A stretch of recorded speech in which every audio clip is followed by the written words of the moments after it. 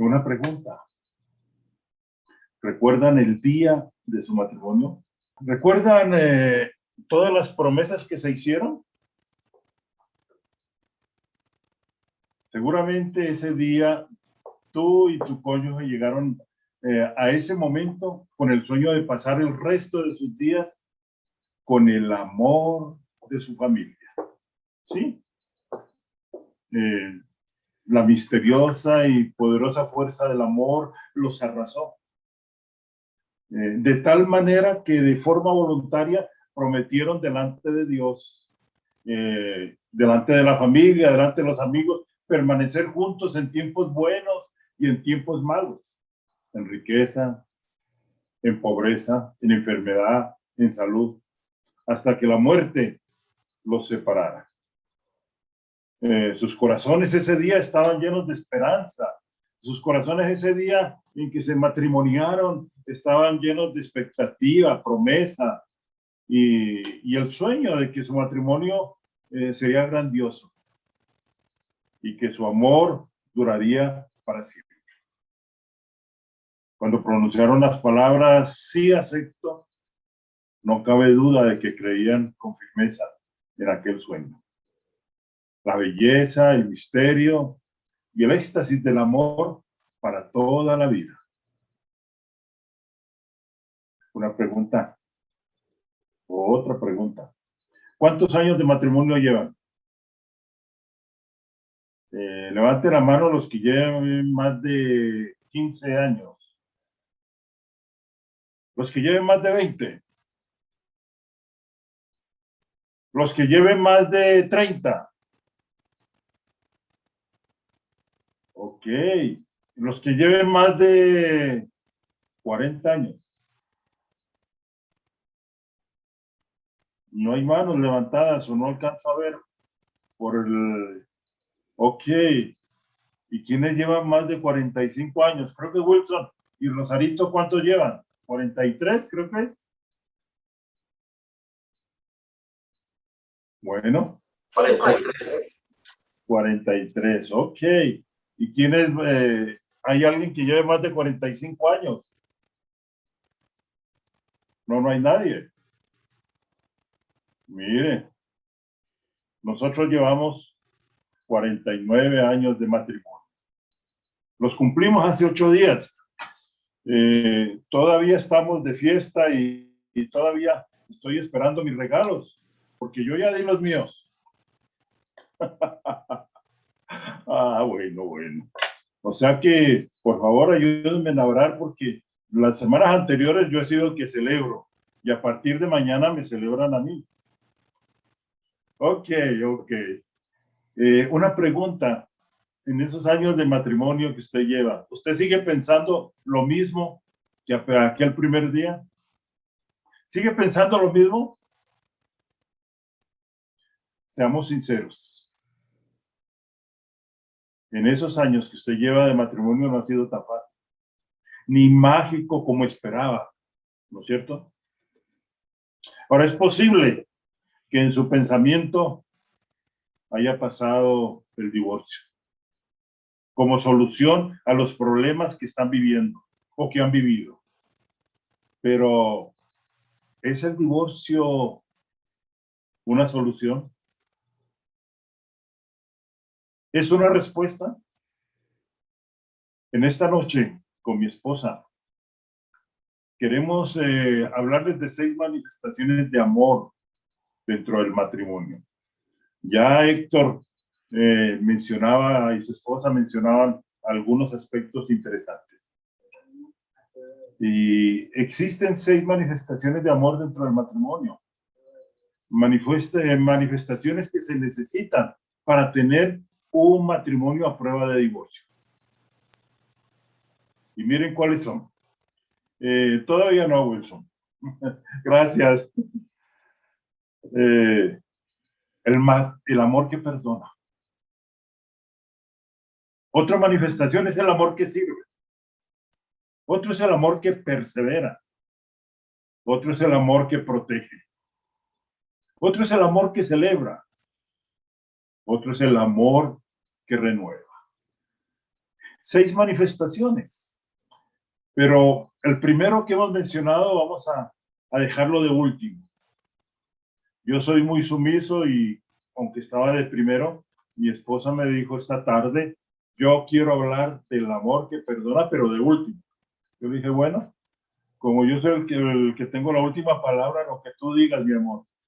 Entonces ella va a hablar al final del amor que perdona. Yo quiero hablarles, en primer lugar, del amor que sirve.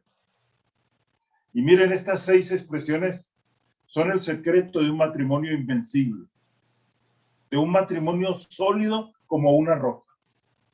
Y en la medida que se pongan en práctica estas facetas del amor, mediante la gracia de Dios, lógicamente, el matrimonio será protegido de los estragos del distanciamiento, de los estragos de la desconexión, de la discordia y del divorcio emocional. Exploremos entonces y apliquemos estas 6 expresiones vitales del amor. El amor que sirve. Este amor que sirve descubre y satisface necesidades y ayuda a que los cónyuges se sientan honrados y comprendidos. Tomo una Biblia, si me he escapado, para leer 2 pasajes de la Escritura. El primero de ellos en Marcos 9:45. Nada mejor que ese caminante del desierto que vino a enseñarnos la vida, el camino y la verdad. Nos enseña también acerca del servir. Y miren lo que dice Jesús, nuestro amado Salvador. Marcos 9:45, se me perdió, ¿era 45 o era 4? Bueno, el que él dice, no he venido a servir, no he venido a ser servido, vine a servir. Alguien que yo anoté mal en mis notas, Marcos 10:45, Marcos 9:45, Marcos 10:45, porque el Hijo del Hombre no vino para ser servido, sino para servir y para dar su vida en rescate por muchos. Jesús nos da ejemplo. ¿Y qué mayor que en el matrimonio los cónyuges nos podamos servir unos a otros? Jesús dice que él no vino para servir, que no vino para ser servido, sino que vino para servir. Y algo más, para dar su vida en rescate por muchos. ¿Usted estaría dispuesto a dar su vida por su esposa, por su cónyuge? Hace muchos años, y me hago la pregunta a estos 49 años, hace muchos años fuimos fruto de un atraco. Estábamos en un restaurante y de pronto a todos los que estábamos ahí nos llevaron al sótano, nos metieron en un cuarto, nos metieron al baño y resulta que en esos días aquí en Colombia había habido una masacre parecida. Y lo primero que yo pensé fue colocar a mi esposa detrás y al fondo de ese baño. Y habíamos como 10 o 15 personas más. Y yo pensé que me pase a mí, pero no a ella. A ella la necesitan más mis hijos que a mí mismo. Pero la pregunta es, ¿estaríamos dispuestos a dar nuestra vida por nuestro cónyuge? Y me la vuelvo a hacer después de varios años que ha ocurrido esto. Un pasaje más que nos puede ayudar para lo que quiero comunicarles. En Colosenses 3:23 y 24. Y miren lo que dice este pasaje. Y todo lo que hagáis, hacedlo como para el Señor y no para los hombres. Sabiendo que del Señor recibiréis recompensa de la herencia, porque a Cristo el Señor servís. Miren, el amor que sirve ayuda a descubrir y satisfacer las necesidades más profundas del otro. Dios creó al hombre y la mujer con necesidades físicas, emocionales y espirituales. Y desea que se involucren en las necesidades físicas del otro. De tal manera que haya interés por satisfacer, por servir al otro. Tal vez cueste expresarle al cónyuge las necesidades que se tienen, porque a veces se piensa que yo no debía sentir necesidad o que de alguna manera debería estar en condiciones de satisfacer personalmente las propias necesidades. Pero miren, el amor que sirve es el proceso que identifica las necesidades del otro y da los pasos para satisfacerlas. ¿Cuándo fue la última vez que su cónyuge le dijo, tengo necesidades? ¿O cuándo fue la última vez que usted le dijo, ¿en qué te puedo servir? ¿O qué necesidad tienes?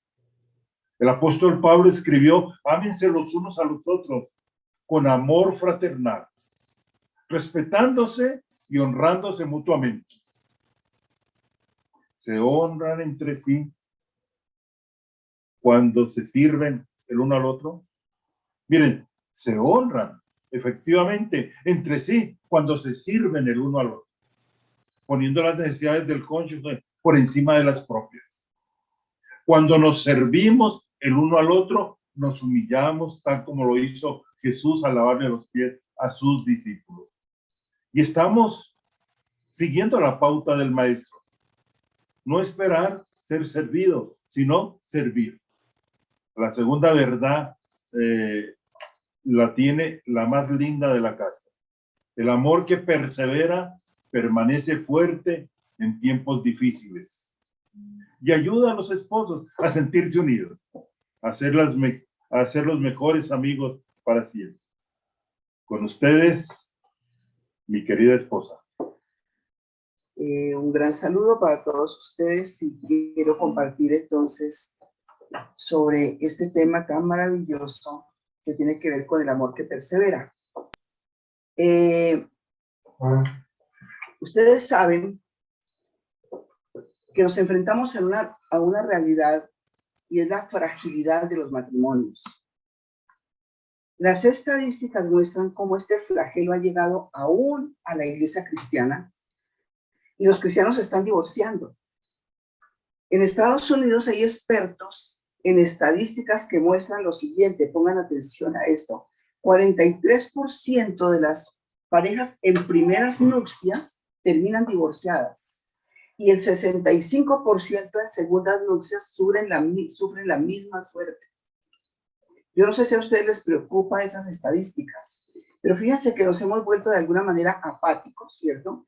Pensando que el divorcio se ha instalado en nuestra sociedad y aún dentro de la iglesia cristiana, y que no hay nada que podamos hacer al respecto, pero eso no es verdad.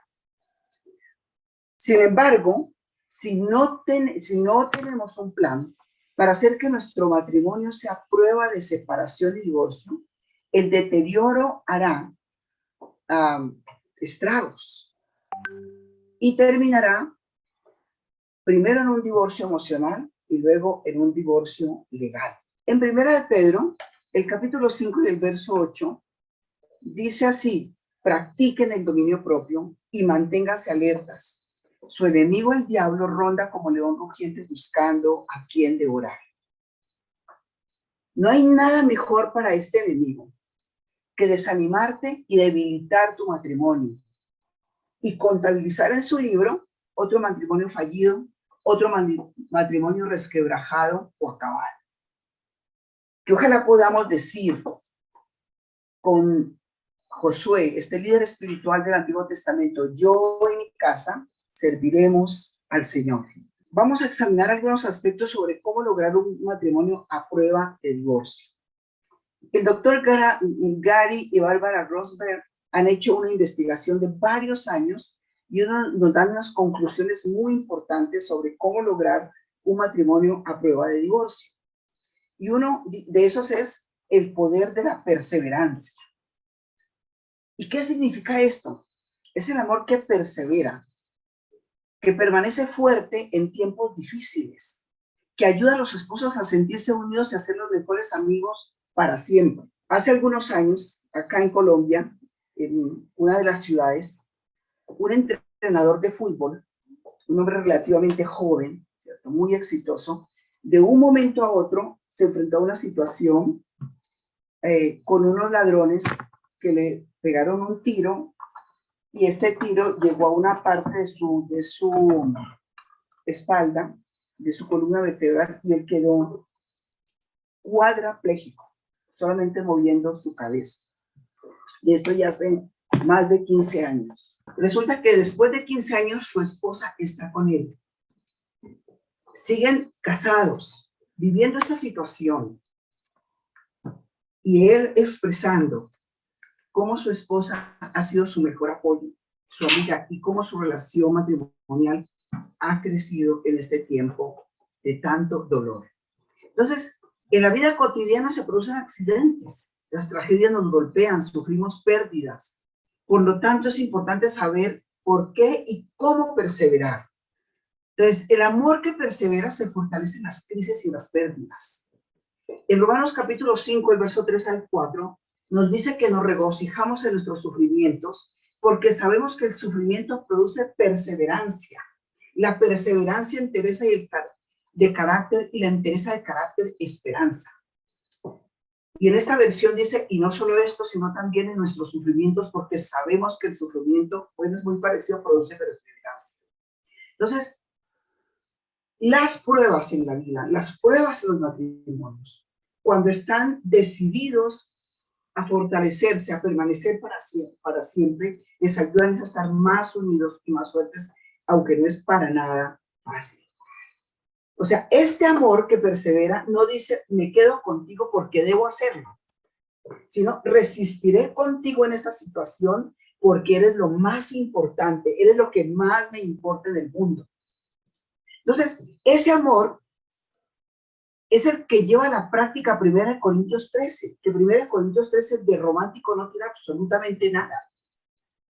Este texto nos dice que el amor todo lo sufre, todo lo soporta, todo lo espera. El amor no deja de ser, el amor no es envidioso, no es jactancioso. O sea, es increíble, ¿cierto?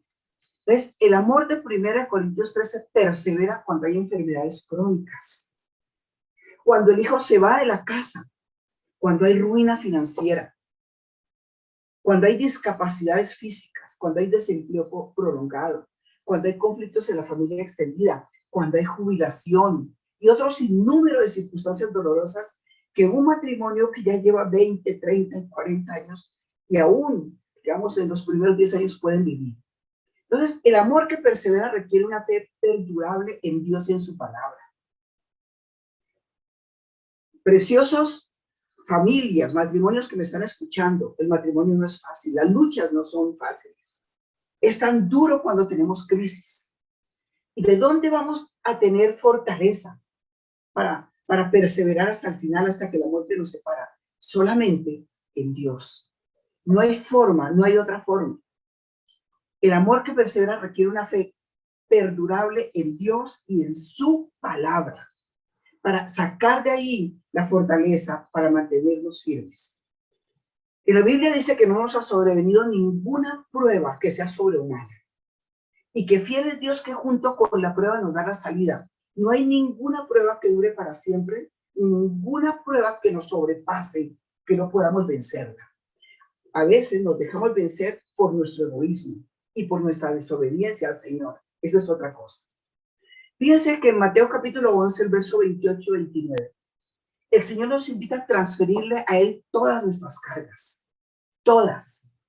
Las de nuestro cónyuge, las de nuestros hijos. El Señor dice, vengan a mí, los que estén cansados y cargados, y yo les daré descanso.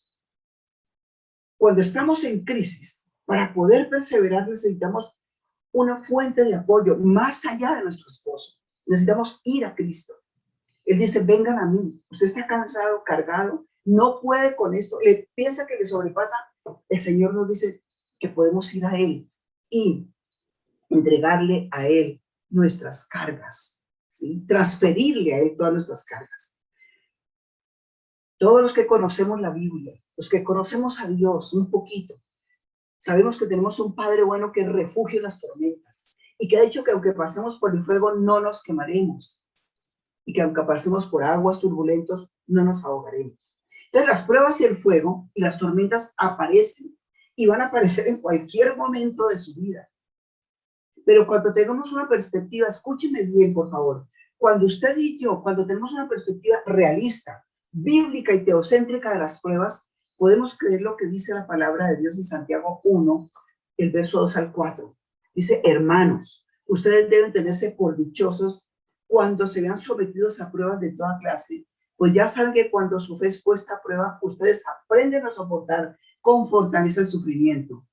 Pero procuren que esa fortaleza los lleve a la perfección y a la madurez plena sin que les falte nada. Esta es la versión Dios habla hoy. Pues, Dios puede usar nuestras crisis para hacernos más fuertes en nuestra relación, de tal manera que nuestro matrimonio sea a prueba de divorcio.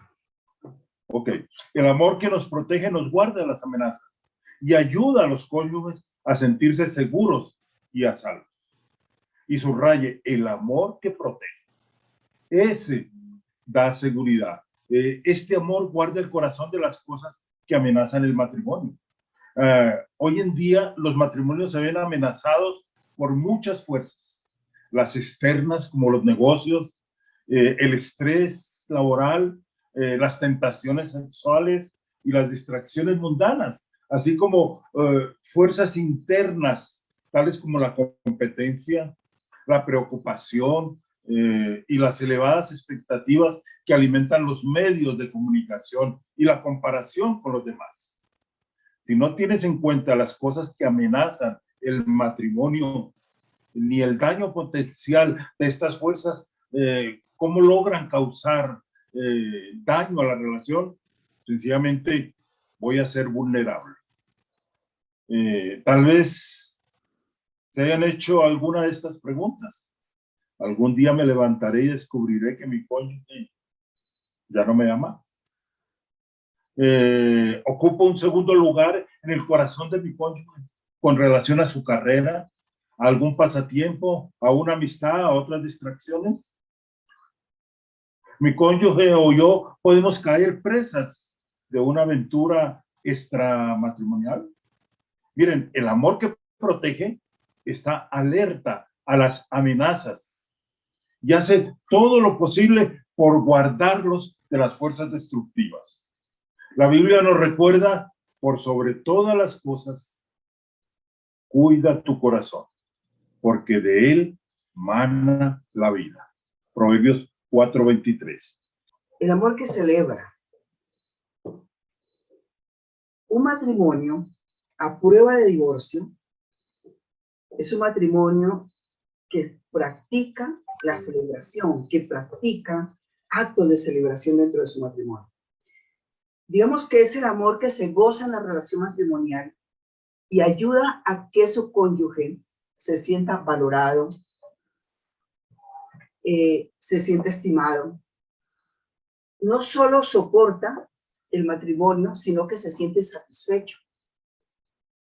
Fíjense que el matrimonio viene siendo de alguna manera afectado de muchas maneras, por las comunicaciones, por el mundo, por el pecado. Y el matrimonio cada vez se le da menos y menos importancia. Pero nosotros estamos llamados como hijos de Dios, ¿cierto?, a tener en cuenta estos principios de la palabra de Dios para poder llevar al matrimonio a un punto donde Dios quiere que esté.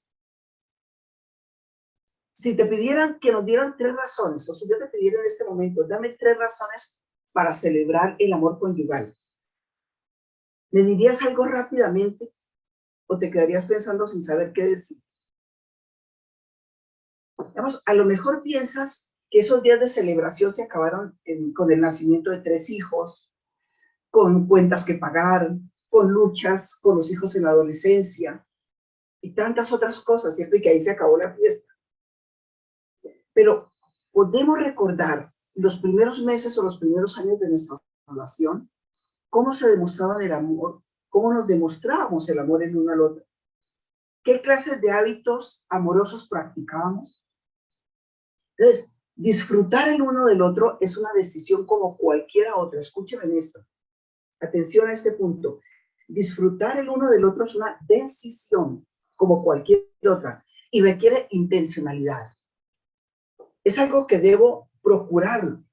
Entonces vamos a ver algunos consejos fundamentales para la celebración del amor y para que nos quede un poco más claro este concepto. Entonces, la primero es poner al otro como prioridad en su lista. Ponga a su cónyuge como prioridad en su lista. O sea, debajo de su relación con Cristo Jesús, que va por encima de todo, debe estar su cónyuge. ¿Y qué significa esto? Que necesitan periodos frecuentes para salir sin los hijos. Que necesitan actividades que los entusiasmen a los dos. Desde pasatiempos hasta actividades que reavivan la intimidad sexual. Y esas salidas no necesitan ser costosas. La Biblia dice, gózate con la mujer de tu juventud. En el libro de Cantares, que es un libro que está escrito específicamente para la relación hombre-mujer, esposo-esposa, habla de este gozo, de esta celebración del matrimonio. Entonces, ustedes pueden leerlo juntos. Es una de las cosas que pudieras ayudar a motivarles bastante. Otro aspecto importante es, permite que tu lenguaje corporal demuestre que de verdad tu esposo es prioridad. Que el lenguaje de tu cuerpo demuestre que él es lo primero, que ella es lo primero. Entonces, por ejemplo, cuando conversen, deja a un lado el celular, la televisión y mantén el contacto visual con tu cónyuge. No hay nada más desalentador que un cónyuge hablándote al otro y el otro seguir con su celular o con la televisión prendida, ¿cierto? O mirando para otro lado. Ten cuidado cuando aceptas compromisos también fuera de tu familia. Por ejemplo, que esos compromisos no roben el tiempo para tu esposo o esposa. Y otro punto importante, que me parece súper importante para celebrar el amor conyugal, es reconsidera tu manera de pensar. Reconsidera tu manera de pensar. O sea, controla lo que piensas sobre tu cónyuge. ¿Se han preguntado qué se dicen en su monólogo interno sobre su esposo o esposa? Fíjense que el Señor dice que debemos llevar todo pensamiento bajo el control de lo que Dios dice en su palabra. Debemos aprender a pensar lo que estamos pensando, aprender a controlar lo que pensamos sobre nuestro cónyuge. En 2 Corintios, el capítulo 2, el verso 5, nos habla de que necesitamos destruir argumentos y toda altivez que se levanta contra el conocimiento de Dios y llevar cautivo todo pensamiento para que se someta a Cristo. Debes preguntarte, ¿qué es lo que Dios quiere que yo piense sobre mi cónyuge? Porque generalmente nos quedamos pensando en todas las cosas desagradables y malas que hemos vivido en nuestra relación. Y en este punto, entonces, cuando veas un rasgo bueno de él o de ella, algo agradable, aférrate a eso. Piensa en ese rasgo, coméntalo, exprésaselo. Agradecele al Señor por ese rasgo bonito de tu esposo o esposa. O sea, intencionalmente cambia el centro de tus pensamientos de crítica o desilusión y dirígelo a cualidades que hicieron que te casaras con él o con ella. Piensa todo lo bueno de él o de ella, lo agradable, todo lo que sea digno de gratitud, todo lo que sea digno de alabanza, de admiración. Ese es el mandamiento que el Señor nos dice que debemos tener en cuenta en el libro de Filipenses. O sea, practicar buenos pensamientos acerca de tu esposo, de tu esposa. Porque si tus pensamientos están centrados en todas las cosas negativas, dañinas, en todos los pecados que él o ella han cometido contra ti, pues no vas a tener nada que celebrar. Y un último punto. Revive el romance y la intimidad física. Pregúntate, creo que este punto no lo alcancé a anotar, no me acuerdo, pero ustedes pueden anotarlo allá. Pregúntate, ¿cierto? ¿Qué me impide disfrutar el área sexual en mi matrimonio? ¿Será que existen conflictos sin resolver? Queridos matrimonios, uno de los conflictos más frecuentes es el enojo guardado. Fíjese que cuando guardamos el enojo, eso se convierte en resentimiento. Resentimientos que nos impedirán disfrutar la intimidad sexual. En Efesios capítulo 4, verso 26, este es un texto que ya se ha mencionado muchas veces y que se aplica también aquí. Dice, si se enojan, no pequen. No se ponga el sol sobre el enojo ni den lugar al diablo. O sea, deja el orgullo y la soberbia y pide perdón. Los cristianos somos muy dados entre los matrimonios a no pedirnos perdón cuando ofendemos. Cuando ofendas a tu cónyuge, pide perdón específicamente por la ofensa con la que heriste a tu esposo y a tu esposa y hazlo a tiempo. Esposo, para ustedes esposos, recuerden que una esposa carece de intimidad emocional. Si carece de intimidad emocional y de ternura y afecto, puede retraerse en el aspecto físico, puede encontrarse demasiado ocupada, entre comillas, demasiado cansada, entre comillas, para tener relaciones sexuales. Las frustraciones en el área sexual pueden conducir a serios problemas matrimoniales. La esposa, atención las esposas, que pasan por alto la necesidad de intimidad sexual del marido, hace que él se sienta rechazado como persona y como hombre. En 1 Corintios 7:5 la palabra de Dios dice claramente, no se nieguen el uno al otro. No se nieguen el uno al otro. Si usted está teniendo conflictos, dificultades en el área sexual, oren al Señor. Dios es el autor del matrimonio y de la intimidad sexual. Pidan al Señor que los ayude a dejar el egoísmo, los resentimientos, el orgullo, y que les dé la bendición de celebrar esa área hermosa.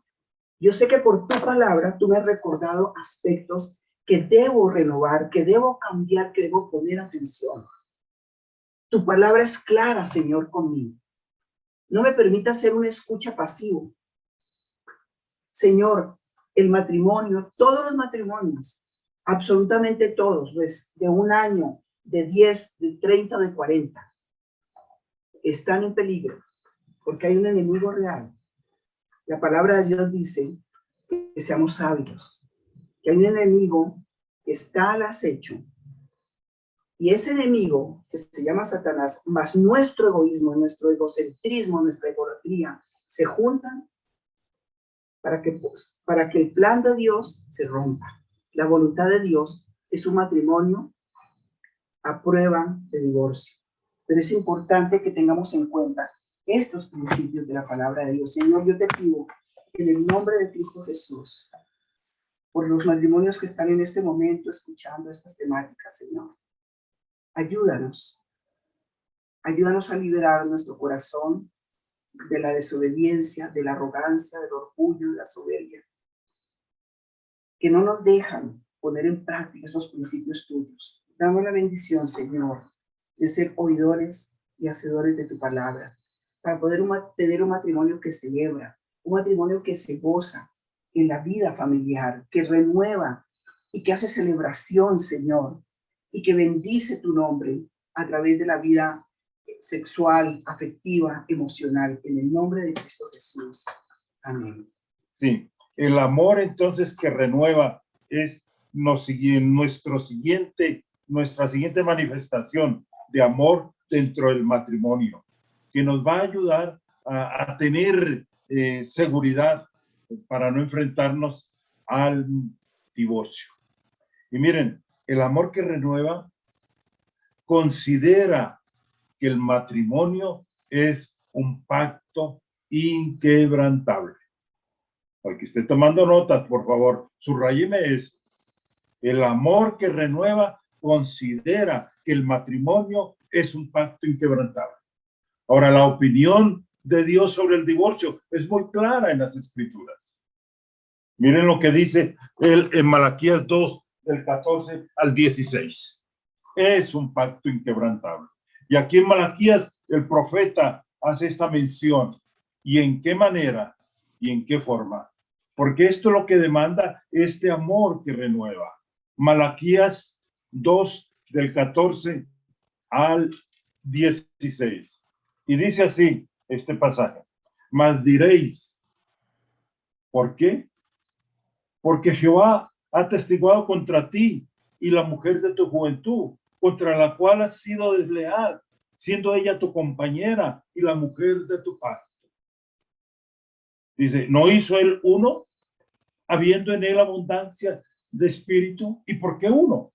Porque buscaba una descendencia para Dios. Guardaos pues en vuestro espíritu y no seáis desleales para con la mujer de vuestra juventud. Porque Jehová, Dios de Israel, ha dicho que él aborrece el repudio y el que cubre de iniquidad su vestido, dijo Jehová de los ejércitos. Guardaos pues en vuestro espíritu y no seáis desleales. Este es el amor que renueva. Dios aborrece el divorcio, a pesar de que todos los días se disuelve el matrimonio. Imagínense que hace 50 años solo había un 4% de divorcio. Hoy en día es el 43%, según ha dicho mi esposa. Y Dios aborrece y los divorcios están aumentando. Ahora, ¿qué garantía tienes que tu matrimonio va a sobrevivir? El amor que renueva te protege de la inseguridad y te brinda confianza al enfrentar el futuro de tu cónyuge. ¿Cuán seguros estamos? Si hay algo que usted debe y tiene que recordar, es que el amor que renueva es esa pareja que constantemente recuerda que está en un pacto inquebrantable con su cónyuge. Y que esas promesas que se hicieron el día del matrimonio son promesas hasta que la muerte nos separe. Hay una manera muy fácil para eludir los problemas y confrontarnos con nosotros mismos, y es pensar en el divorcio. Y a veces se piensa en el divorcio como respuesta o solución. ¿Y saben ustedes una cosa? La segunda esposa trae mayores problemas que la primera. Y los conflictos son mayores. El amor que perdona sana las heridas, dice, y ayuda a los esposos a sentirse aceptados y conectados. ¿Cuántos saben que las ofensas y las heridas son inevitables en una relación matrimonial? Y que la única manera de sobrevivir y volver a desear un matrimonio para toda la vida es poner en acción el amor que pide perdón y que perdona. Nosotros, ¿sí?, escogimos esta temática porque hemos experimentado muchas luchas en nuestra vida en estos 49 años. Y muchas de las cosas que estamos compartiendo aquí esta noche son cosas que no practicamos en muchos momentos de nuestra vida. Esto que estamos compartiendo con ustedes no significa que los hemos practicado todos, todo lo contrario. Muchos de estos fuimos tremendamente desobedientes al hacerlo, que nos llevaron a situaciones muy dolorosas. Entonces, enfrentamos docenas de situaciones donde hemos ofendido. Y, por ejemplo, en peleas como disciplinar a los hijos, relaciones con la familia extendida, malos manejos de dinero, han causado heridas en los matrimonios. Las críticas continuas, las faltas de expresiones de cariño y aprobación, y existen otras muchas más profundas y devastadoras como la infidelidad. En Mateo, el capítulo 18, el verso 21 y 22. Este texto tan conocido por todos nosotros, ¿cierto? Donde Pedro se acerca a Jesús y le pregunta, Señor, ¿cuántas veces tengo que perdonar a mi hermano que peca contra mí? ¿Hasta 7 veces? Y el Señor le dice, no te digo hasta 7 veces, sino hasta 70 veces 7. Hasta 70 veces 7. El perdón es un regalo, es un acto de amor desinteresado que le damos al cónyuge ofensor. Le damos un regalo que no merece o ya no merece, sin esperar nada a cambio. Repito este concepto. ¿Qué es el perdón? El perdón es un regalo. Es un acto de amor desinteresado que damos al cónyuge ofensor. Le damos este regalo que no merece sin esperar nada a cambio. O sea, el perdón es unilateral, aunque la reconciliación se requieren de dos para una reconciliación. Fíjense que la Biblia dice, más bien sean bondadosos y compasivos unos con otros y perdónense mutuamente. Y nos dice de qué manera tenemos que perdonarnos, así como Dios los perdonó a ustedes en Cristo. Querido esposo, querida esposa, ¿te has preguntado cómo es que Dios te ha perdonado y te sigue perdonando? Un matrimonio a prueba de divorcio necesita abrirse a la acción sanadora del perdón. Y Dios, por medio de su Espíritu Santo, es el único que puede penetrar en lo más profundo de nuestro ser y sanar toda herida y todo recuerdo doloroso. Esa fue una experiencia que nos tocó vivir a mi esposo y a mí. Cuando teníamos 25 años, 24 años de matrimonio, vivimos la separación y el dolor infinito del divorcio. Aunque Dios dice, y aunque lo sabíamos perfectamente, lo que Dios dice y que mi esposo les acabó de leer en la palabra de Dios, y lo habíamos enseñado y lo creíamos, sin embargo, no lo obedecimos. Muchas veces nos resistimos a perdonar, porque no sabemos o no comprendemos lo que no es el perdón. ¿Y qué no es el perdón? El perdón no es justificar comportamientos indebidos.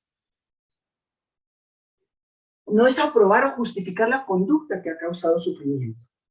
No es aceptar el abuso. O sea, cuando perdono, soy muy consciente del dolor y del daño de las heridas que el ofensor me ha causado.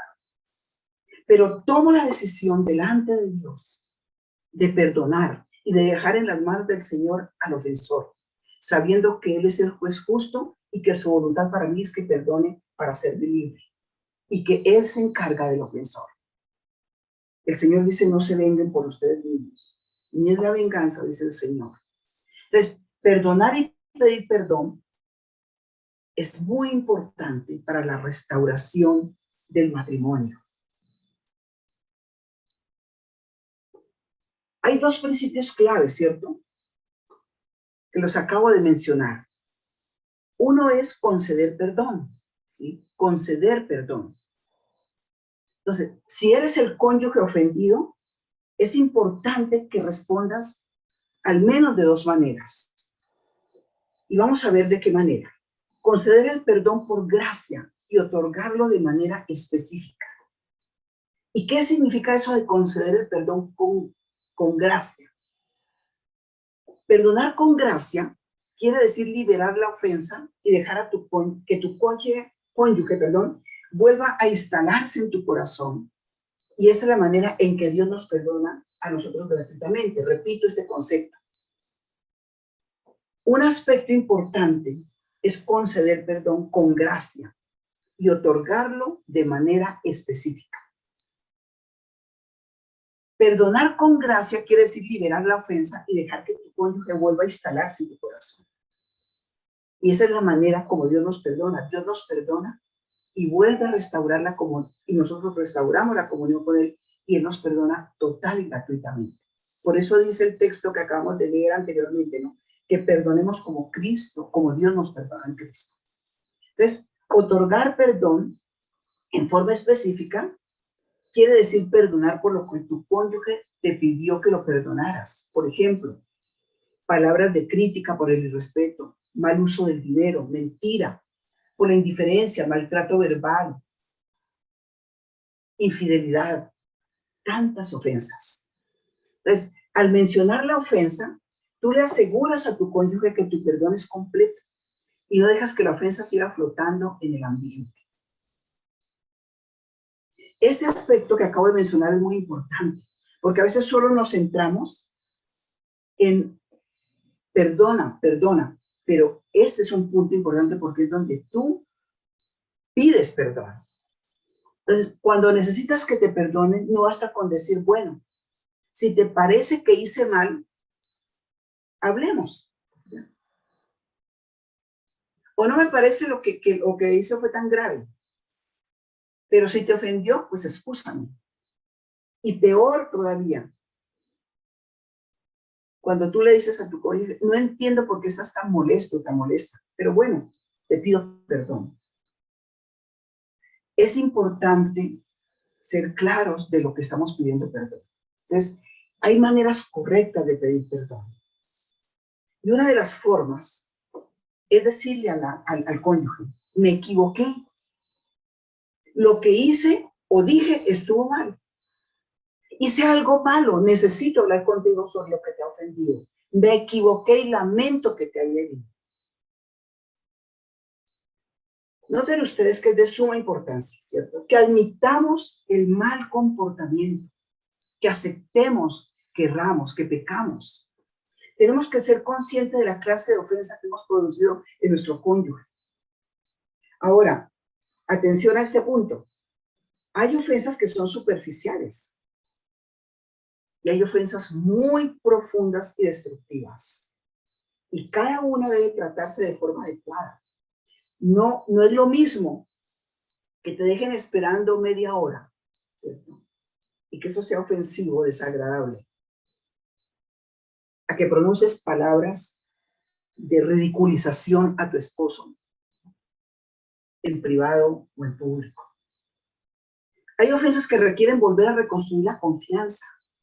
Por ejemplo, cuando ha habido infidelidad, que requieren de sincero arrepentimiento. Por ejemplo, una frase como decirle al cónyuge, no quiero volverte a herir de esta manera. Esa es una frase de arrepentimiento. No quiero volver a herirte de esta manera. Puedes contar con mi apoyo y mi fidelidad de ahora en adelante. Decir específicamente, me perdonas.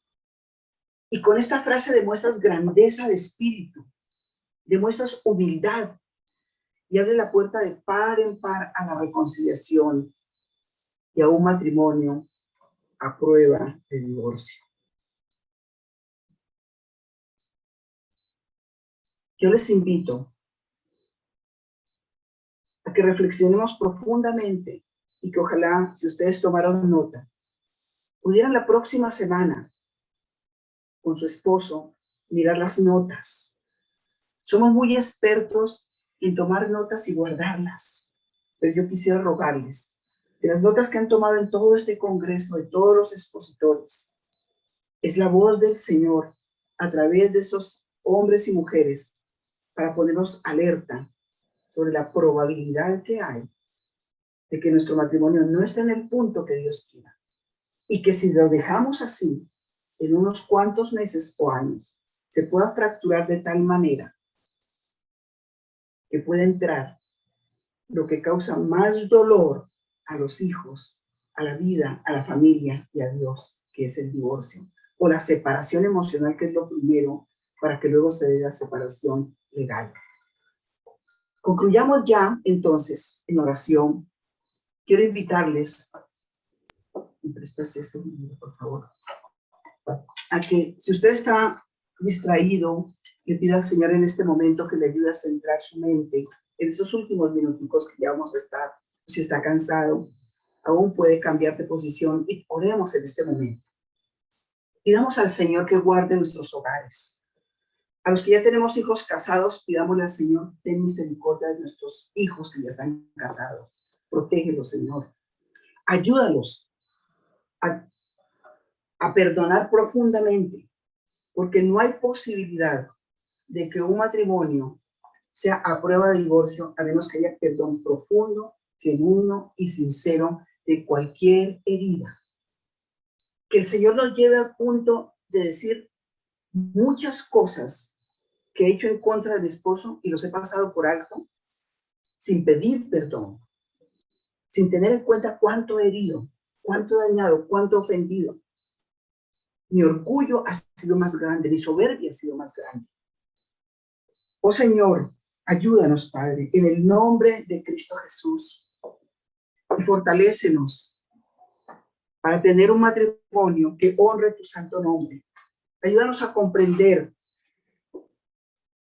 que más que la felicidad, tenemos que buscar honrarte en nuestra vida familiar, Señor. Ayúdanos, Padre, a practicar el pedir perdón, a practicar el perdonar de todo corazón. Capacítanos, Señor, porque en nuestras fuerzas no podemos. Aquí estamos, Señor, dos personas llenas de necesidades, dos cónyuges llenos de falencias, dos pecadores que se han unido en un matrimonio y que ofenden continuamente el uno al otro. Padre, en el nombre de Cristo Jesús, danos la inmensa bendición de tener un matrimonio a prueba de divorcio. Bendice nuestros hogares. Trátanos con nuestras vidas, Señor. Obra en aquellos que tenemos tanto egoísmo en el corazón, Señor. Y libéranos, Padre. Dígale, Señor, yo necesito ser un hombre y una mujer perdonadora. He guardado rencor y enojo, ira, resentimiento contra mi esposo. Y hoy quiero, Señor, que por tu espíritu liberes mi alma de este pecado. Me abro a tu perdón, Señor, a la acción sanadora de tu perdón. Y por fe, Señor, ayúdame a perdonar a mi ofensor, a mi cónyuge. Quiero perdonar como tú me has perdonado. Perdono a mi cónyuge, ore conmigo. Digámosle al Señor, por no tener, lo perdono por no tener en cuenta mis necesidades, por ser insensible, por haberme hecho a un lado de sus planes, por traicionar mi confianza. Recordemos, queridos hijos de Dios, que Dios no nos obliga a perdonar, ni nos obliga a pedir perdón, pero Él sí viene en nuestra ayuda cuando decidimos hacerlo. Digámosle, Señor, yo necesito ser responsable en reconocer cuando peco contra mi cónyuge y pedir perdón. He sido orgulloso, orgullosa, soberbio. He dejado tantas ofensas sin reconocerlas y pedir perdón. Señor, que al finalizar este congreso, yo pueda sacar tiempo específicamente para decirle a mi esposo, a mi esposa, perdóname por esto, por aquello, de lo cual he herido tu vida. Te he dañado en el pasado y no fui humilde en reconocerlo. Siga orando allí, dígale, Señor, yo dispongo mi corazón a perdonar a mi esposo o esposa por subestimarme, por agredirme, por ridiculizarme, por irrespetarme, por no haber valorado mi amor. Lo perdono por su infidelidad, por su grosería. Lo perdono, Señor, por su desaprobación. Y te lo entrego a ti. Limpia mi corazón, Señor. Lléname de espíritu perdonador, Espíritu Santo de Dios, que me haya un perdón genuino, profundo y verdadero. Gracias, Señor. Gracias, Señor. Gloria a tu nombre, Padre. Sigue obrando en cada uno de nosotros y bendice los hogares de estos preciosos hijos tuyos que se han congregado allá en Guatemala, Señor. Bendícelos a todos y a cada uno, especialmente a los líderes, a los que están en este plan de ayudar a otros matrimonios. Ayúdalos, Señor, a mantenerse firmes en ti, fieles y a perseverar en medio de las dificultades. En el nombre de Cristo Jesús. Amén.